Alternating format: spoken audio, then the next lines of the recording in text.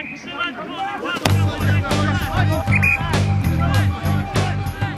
on, Pep! Come on! Get in, man! Life has been unfaithful, and it all promises so much. Good goal! For many young people with a disability, the idea of playing a sport with their able-bodied friends, particularly a full-contact aggressive game like rugby, probably remains little more than a vague hope.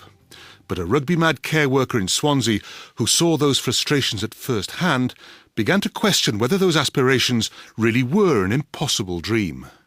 My name is Neil Williams and I work at Forest Park Adult Training Centre for adults with learning disabilities in the Swansea area. And roughly about 12 years ago, myself and a colleague of mine named Ray Cole, mindful of the fact that many of the people we cared for in the day supported teams like Llanelli, Swansea and Neath, dreamed of playing rugby themselves. And we got together over a pint and we thought, why can't these people actually have the right to play and be part of the communities and the national sport of Wales itself? The Swansea Gladiators Rugby Club was born, a team in which people with disabilities played in the same side as their able-bodied friends, under the same rules, getting the same knocks, sharing the same victories. And as is the way in West Wales, what Swansea could do, Llanelli could do too. Before long, Swansea had their Gladiators and Llanelli had their Warriors. My name's Gary James. I was there right at the start when the Warriors started. I was working in a day centre for people who learn disabilities called the Social Activity Centre in Halegoff and Llanelli.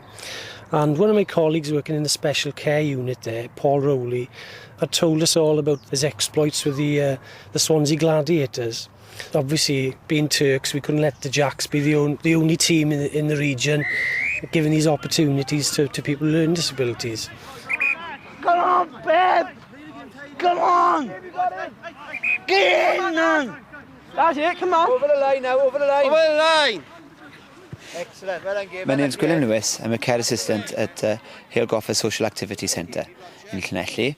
I came to work in the centre about 5 years ago and was asked almost immediately if I wanted to play for the rugby team. The centre's got quite a lot of adults with varying learning difficulties and some physical disabilities as well. I didn't know what on earth to expect at first. I wasn't even sure when they sort of said, do you want to play for the team, whether it was just staff or is going to involve clients or anything. So I turned up on the first occasion down in Buryport. I was surprised at some of the skills of some of the people involved, but it was so much like a normal game that actually once you got involved in it, you almost forgot. Well, originally it started off as a team from the centre with staff and clients, and we still get a lot of the clients in the centre still play for the team. We get some others who aren't attached to the centre who come along. Apart from that, it's friends, family and staff and people we can drag along to have a game. All right, got in, Roger. You take it in, Di, you come over. Come on in, Rog. Come on in, Di, he's going to be on his own. Come on, Rog, come on.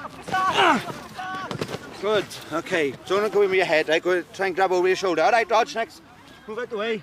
The only actual major concession is that it's passive scrums, because it wouldn't be fair to us boys who are perhaps playing their first game of rugby at 30 or even older to start trying to prop against boys who are much more experienced and that sort of thing.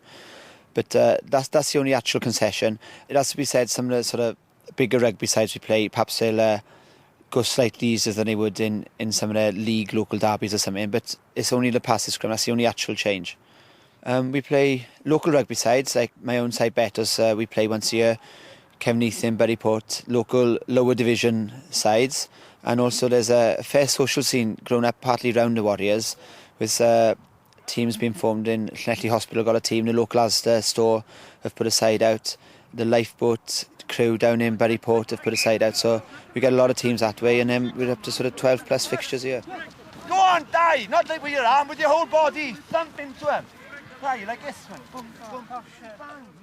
The social side of rugby can be pretty boisterous, and some people would think that the disabled people getting involved in it are a vulnerable group. I mean, how do you feel about that? Yeah, it's difficult to think of some of our players as vulnerable. When you've seen our hooker on top of tables in pubs with his shirt off, swinging it around his head, you don't really think of the vulnerability. And when we're out, because we're a big group of 20, 30 people, we keep an eye out for each other like that, but no more than any sort of other social groups should, and we haven't had any problems yet. Well, like any club, we've got a a fair mix of characters. Our linesman, Louis, he's known throughout